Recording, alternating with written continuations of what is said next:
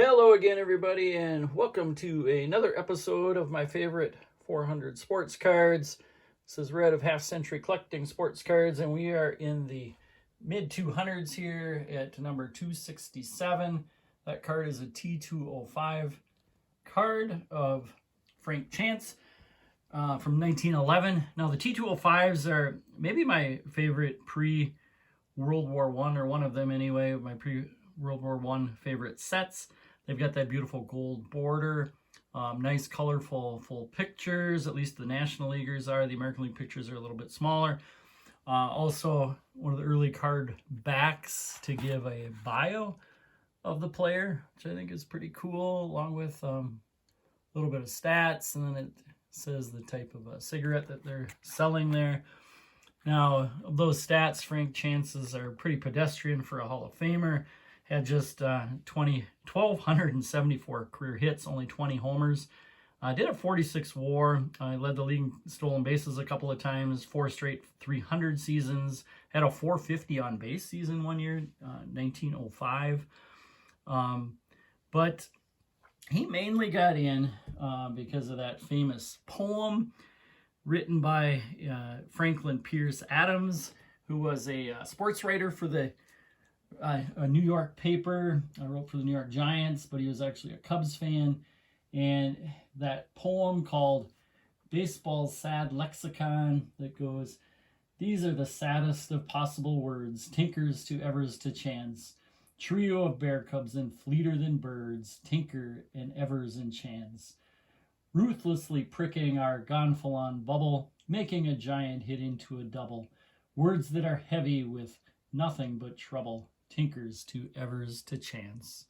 I had to look at gonfalon, and that is a pennant, so he's talking about breaking their pennant bubble in that card. But Frank Chance.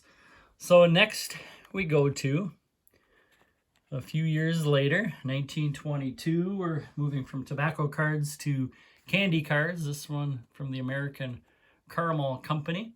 And it is a 1922 of Ross Young's. Now, Young's only got 10 years in the major leagues and compiled 32 WAR in that time, lifetime 322 average, but 9 of his 10 seasons, he hit over 300. He was the right fielder on 4 consecutive pennant winners, with his Giants winning the 1921 and 22 titles over the Babe Ruth-led New York Yankees. But he died suddenly in 1927 from a kidney disease that came from having strep throat in 1924. Unfortunately, penicillin had not yet been discovered. That happened in 1928, and it wasn't even quite ready at that time. So in those years, pre-vaccination, pre-antibiotics, a lot of people simply just died of infections.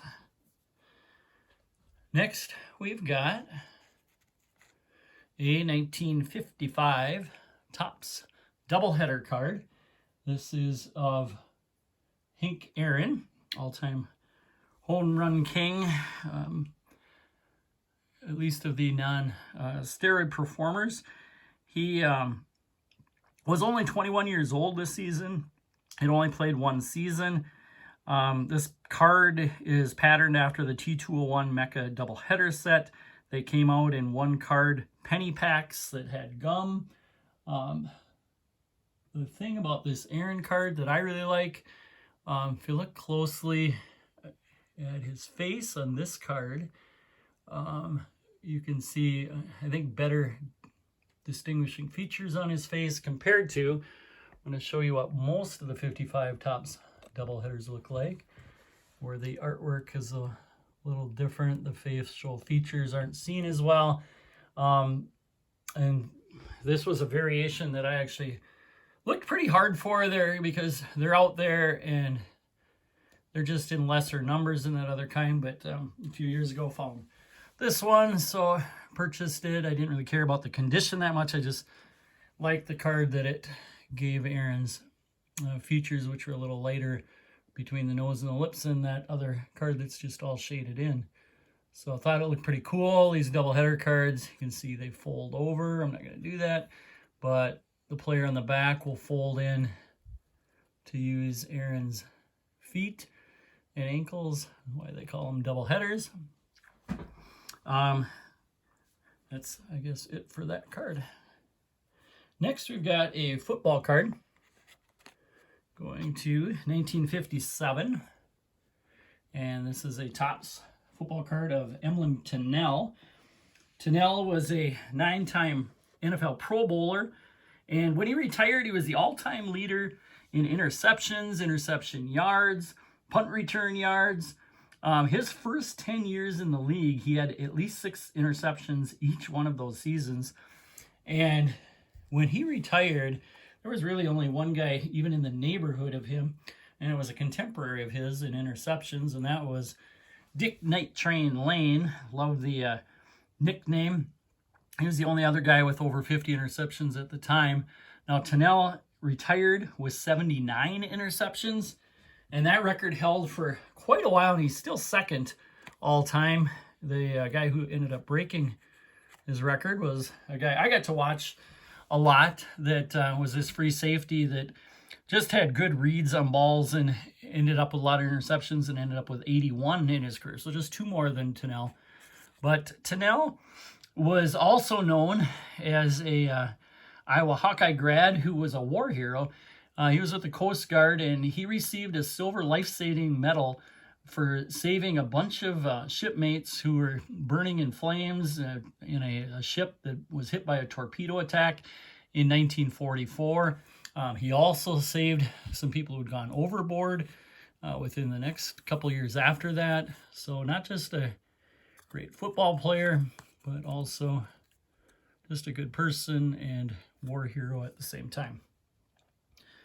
Next, we have got a 1933 card of Frankie Frish.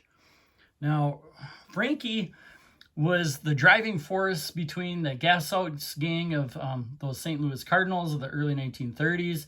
He was an all-time great, both Giant and Cardinal second baseman, was the MVP of that 1931 Cardinals team that won it all. He was MVP that year, and he was second in MVP also in 27 and 30. Now, that 27 season was his first year in St. Louis. He just got traded from the Giants, was involved in Rogers Hornsby getting traded from St. Louis to the Giants. And the reason that Frish ended up getting traded is because he suddenly wasn't getting along well with manager John McGraw. There was some incident where McGraw was calling him out, and Frish thought, I'm a guy who always hustles.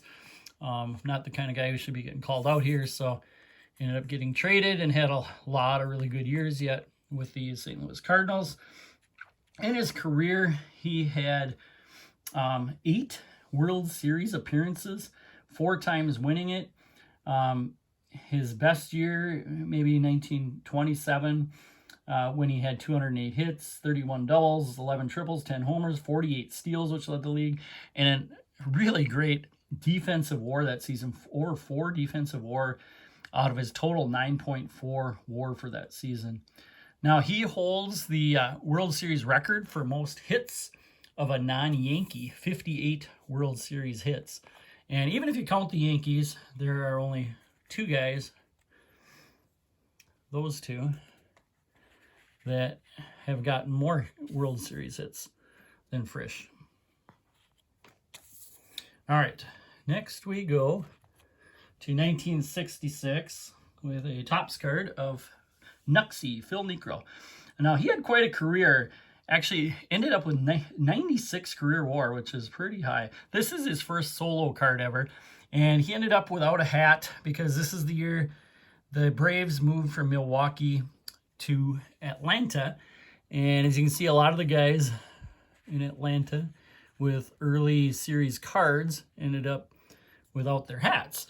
Now, another guy had an early series card on a leader card, Tony Cloninger there. He does have his old Milwaukee hat, but if you're on a later series 1966 card like Hank Aaron was, he got an Atlanta hat because then they already knew what the Atlanta Braves hats were going to look like. But Niekro, a little more about him. He had 318 career wins, 3,300 career strikeouts. He actually led the league in strikeouts one year. Wouldn't think of that as a knuckleball pitcher, but in 1977 he had 262 Ks to lead the league. Also led the league in walks. So kind of contemporaries with another guy who led the league a lot in strikeouts and walks, Nolan Ryan. And I don't think you'd ever confuse the two, with the one throwing a lot of times in the 50s and the other guy throwing over 100. Now, I still remember one year that Nuxie had both 20 wins and 20 losses in the same season. He went 21-10 in 1979, had 44 starts that year. And if you think that's crazy, this guy, another contemporary, a left-handed knuckleballer, Wilbur Wood in 1973, went 24-20 in 48 starts, 359 innings. And if you even go a season back, 72, which was a strike-shortened season, so they played 8 less games, 154 instead of 162. That year, he started 49 games and threw 377 innings. So that's the year shown on that card. It went 24-17. So the lefty Nuxie, Bill Niekro. And then last card featured for the day is a 1940 play ball of a manager, Bill McKee. Now, he started managing in 1915 at the age of 28 for the New York Pepper of the Startup Federal League. Then most of his managing career, he was with the Pirates for a while, was World Series champs in 25, was with the Cardinals for a while, was NL champs in 27, was with the Boston Braves for 8 years, no titles there. And then mostly with the Cincinnati Reds, won the NL pennant in 39 and 40. So this 1940 season, he was actually a World Series champ with the Cincinnati Reds. So the 40 and 41 play ball cards, backs looked pretty much the same. Fronts were similar, except the 40s are in black and white, and the 41s are in color. In his career, McKee won 1,896 games as a manager, which is 16th all-time. So that is all I've got for today. Thanks for watching.